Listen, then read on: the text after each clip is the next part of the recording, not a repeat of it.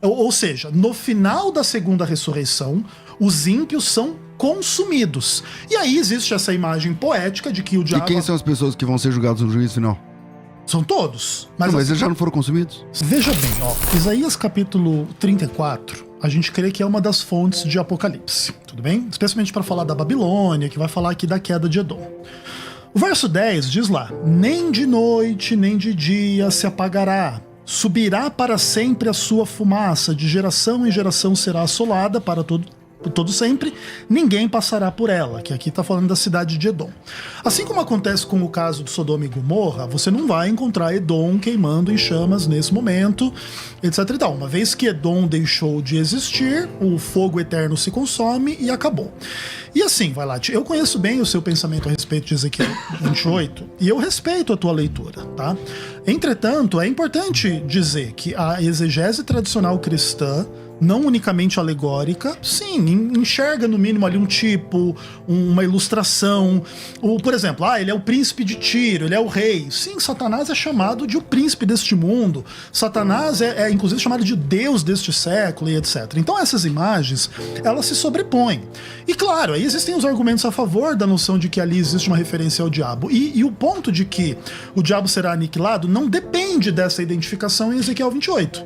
Depende simplesmente do salário do pecado ser a morte. Porque se o salário do pecado é a morte, o diabo é um pecador, ele não pode ter nenhum outro destino que não a morte. Se o diabo é imortal, aí o salário do pecado não é a morte, aí morte não é morte. Que inclusive é um pouco do problema dessa discussão. O imortalista, ele nega um pouco a realidade da morte em algum aspecto, no que tange a primeira morte.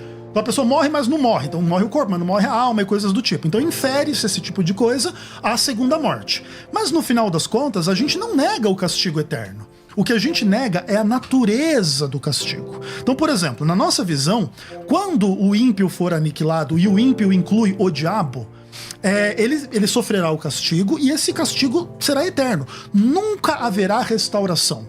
Nunca haverá ressurreição. Nunca haverá recriação. Não, mas a pessoa deixa de existir e não está mais sendo castigada. Mas, então não é perfeito, não, perfeito, não é eterno. Não, mas aí o ponto é, se ela deixou de existir e esse é o castigo e isso dura para sempre, esse castigo é eterno. Mas não para ela não existe mais. Não, tudo bem, mas ela está castigada eternamente. Ela está sem existir por toda a eternidade. Porque a vida eterna, veja bem, para você ser castigado eternamente nesses termos, você sofrer aqui eternamente, você tem que ter a vida eterna.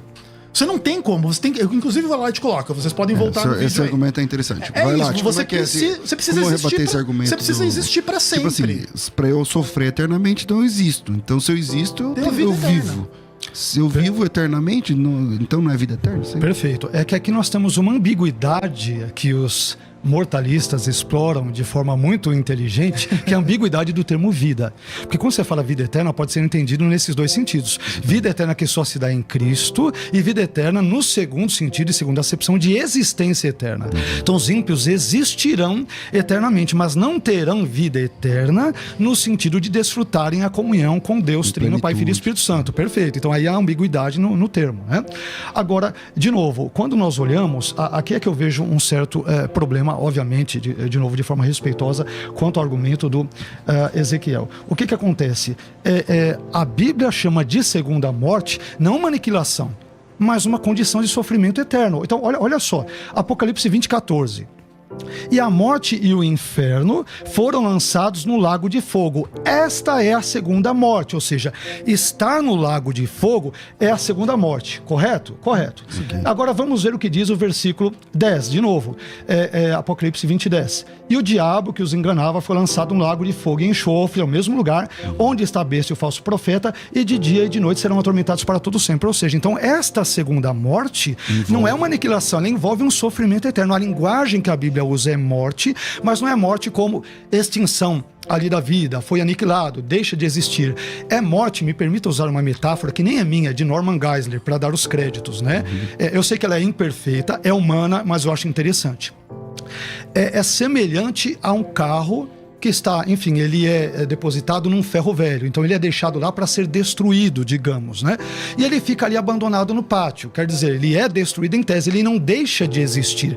Ele se enferruja, ele sofre os efeitos deletérios do tempo, mas ele continua a existir ali naquele pátio, embora diga-se que ele foi deixado ali para ser destruído. Ele não deixa de ser carro. Ele sofre os efeitos do tempo, mas ele continua ali. Então essa é uma metáfora, ainda que imperfeita, mas que mais ou menos aponta para essa perspectiva bíblica. Valati, deixa eu te fazer uma pergunta. Como é que você entende a expressão "e os consumiu" em Apocalipse 20, verso 9? Que ali existe a segunda ressurreição, e aí existe uma descrição de uma cena bem complexa, né? Que eles sitiam a cidade santa, aí cai fogo do céu e consome quem ressuscitou na segunda ressurreição. O que é consumir aí nesse caso? Ótima pergunta. O que acontece? O versículo 9 ele deve ser lido à luz do versículo 8. Está falando da batalha entre Cristo e as nações, sobretudo envolvendo Gog e Magog. Pessoas vivas. Exatamente, pessoas que recebem o juízo de Deus na terra e morrem. Tão simples quanto isso. Eu vou até ler para deixar bem claro para os telespectadores ou ouvintes. E sairá, Apocalipse 20, versículos 8 e 9. E sairá a enganar as nações, referindo-se ao diabo, né? Que estão sobre os 4 cantos da terra, Gog e Magog, cujo número é como a areia do mar para as ajuntar em batalha. Aí aqui vem o versículo 9. E subiram sobre a largura da terra e cercaram o arraial dos santos e a cidade armada, mas desceu fogo do céu e os devorou. Ou seja, as pessoas foram consumidas, mortas, receberam o juízo divino na terra.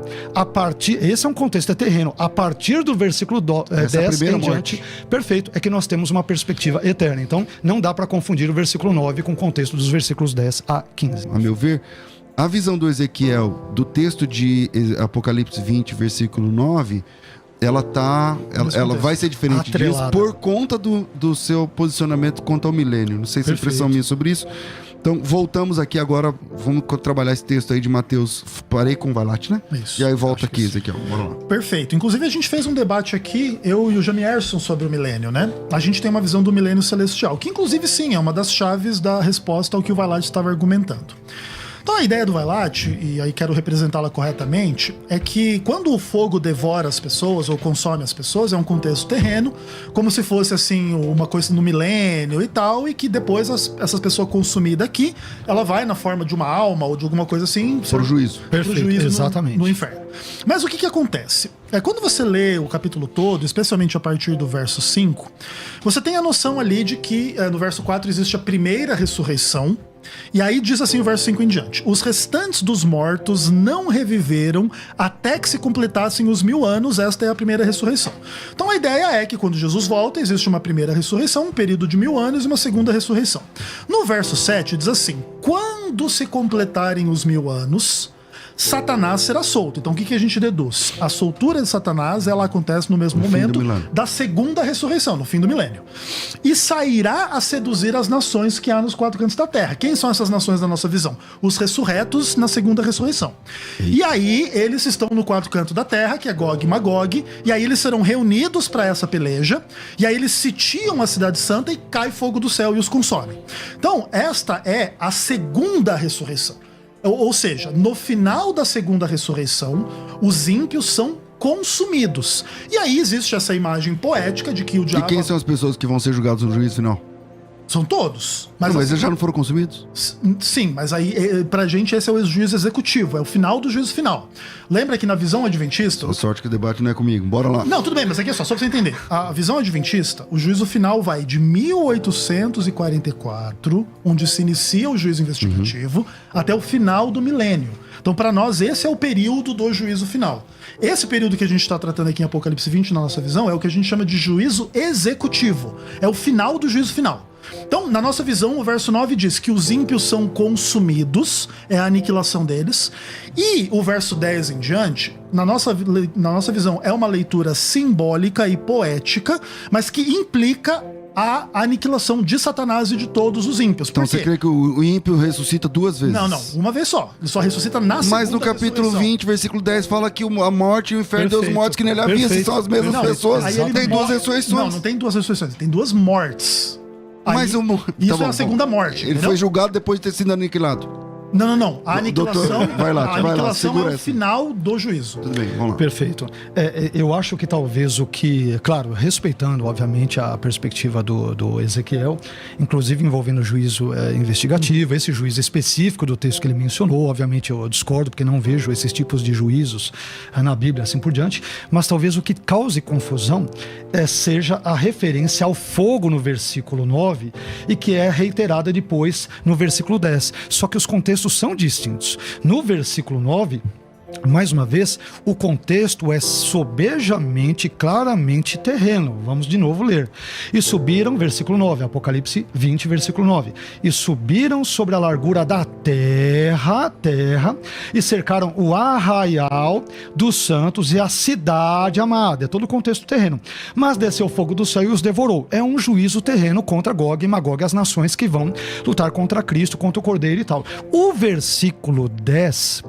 ele aponta para a continuidade e a complementariedade do que é dito no versículo 9. Versículo 10. E o diabo que os enganava, essas pessoas que acabaram inclusive morrendo e sendo consumidas, eu concordo, morreram, foi lançado um lago de fogo e enxofre, onde está, ou digamos ainda está, a besta e o falso profeta, porque estão lá desde 1000 anos antes, se você seguir a lógica, desde o capítulo 19 e 20. Se estão lá há 1000 anos, não estão lá aniquilados. Eles estão lá, mas estão lá sofrendo. Por quê? Porque de dia e de noite eles são atormentados para todo sempre. Perfeito. Então, isso aponta não para um contexto de aniquilação e assim por diante. Eu também não sei se é a visão do pastor Ezequiel, porque há aniquilacionistas que veem a besta e o falso profeta como representação de instituições humanas. É isso mesmo? Exato. Então, aí é outro problema sério. Se eles são personificados... exatamente. Como então, como é que esses são eternos? Exatamente. Então, como personificações, a besta é a personificação do quê? De um governo, da ONU. Quer dizer, eu nunca vi personificações ou instituições sendo atormentadas para todo sempre. Eu vejo pessoas ou seres que têm volição, elementos psicológicos e tal. Agora, não faz sentido. Perfeito. Ezequiel. Eu acho que eu posso finalizar a minha participação nessa discussão específica dizendo algumas coisas. Por exemplo, um dos argumentos principais que vocês usam contra a nossa visão é que, por exemplo, vida eterna tem que ser morte eterna, no mesmo contexto existe a mesma palavra, então você não pode dizer que a vida é eterna e que o sofrimento não é eterno. Tudo bem. Para responder isso, a gente diz que sim, a condenação é eterna, mas não é a tortura eterna. Mas tudo bem. Mas o fato é que aqui você faz uma diferença entre um fogo que consome... Porque os contextos são distintos. Tudo bem, mas vamos lá. Tá no mesmo contexto aqui. O fogo que consome no verso 9, e agora tem um fogo que não consome do verso 10 em diante.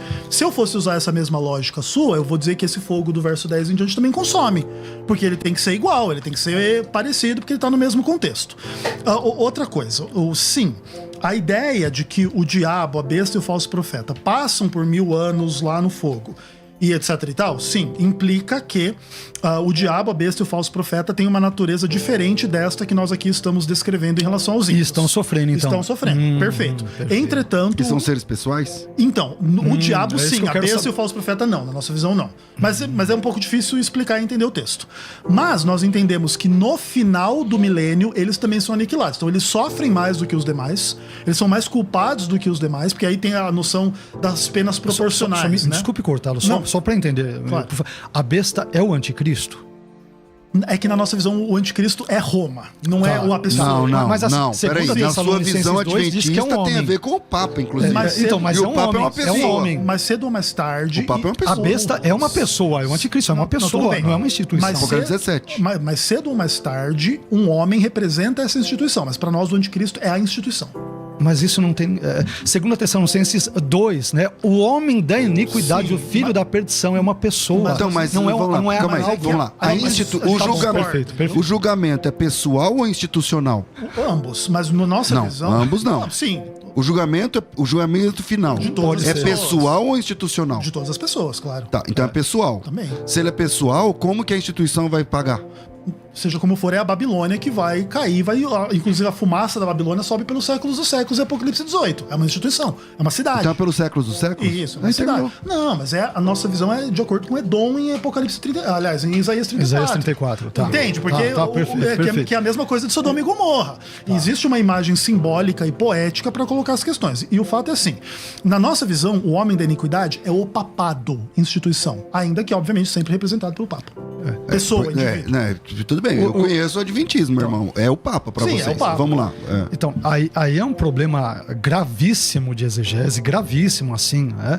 Porque, veja bem, duas pessoas, não estou falando de instituições, estou falando de pessoas, são chamadas de Horuios Tesapoleias, ou seja, o filho da perdição no Novo Testamento. O anticristo e Judas. Judas é um homem, não é uma instituição. Logo, o anticristo, que tem o mesmo nome, que é chamado de homem de iniquidade, só pode ser uma pessoa, ou seja, desmorona todo argumento. Você não ele tem pode representar uma coletividade, mas ele é um ser, né? Sim. 1 João 4 vai falar, muitos anticristos vieram, tem um elemento tipológico, tudo bem. É 1 João 4, mas 2 Tessalonicenses 2 e o texto de João, ambos vão citar respectivamente o anticristo e Judas como pessoas, seres dotados de pessoalidade, portanto não podem ser instituições. Então aqui nós temos algo sério em termos de exegese, claro que respeitando a leitura do Ezequiel, mas não tem o menor cabimento dizer que instituições, a besta, o falso profeta, são instituições malignas que vão sofrer, não tem cabimento zero, não tem nenhum fundo exegético. Não, assim, vai lá, deixa eu só colocar que assim, ó, eu não discordo de ti que é difícil explicar o que seria esse tormento da besta e do falso profeta na nossa visão.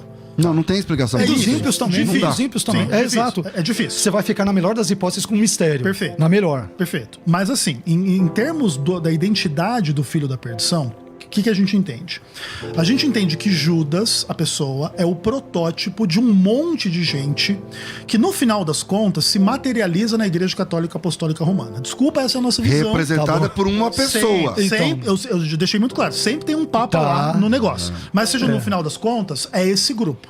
Então a nossa visão é essa, entende? E assim, ó... Então você é sincero quando você fala que é a sua visão, mas você não fala tudo. Porque na visão, na escatologia adventista, é uma pessoa, e essa pessoa é o Papa. Vocês têm a contagem do número de papas, meu Deus do céu. Não é a gente. E, por exemplo, o Samuel Ramos faz essa contagem de 7 papas, a gente discorda, mas enfim, essas discussões elas são complicadas mesmo. Mas não é adventismo isso? É adventismo, então, mas é uma pessoa dentro do adventismo. Vamos lá. Tá, perfeito. Bom, a situação enfim, ela é bem complicada, e aí eu creio que a essa altura aqui do nosso debate, graças a Deus amistoso, dá para os telespectadores perceberem. Não faz o menor sentido falar da besta e do falso profeta como sendo representações de instituições ou entidades, sejam elas quais forem. A besta é uma referência ao anticristo, que é uma pessoa, né, de carne e osso, e não um elemento etéreo, abstrato ou algo do gênero.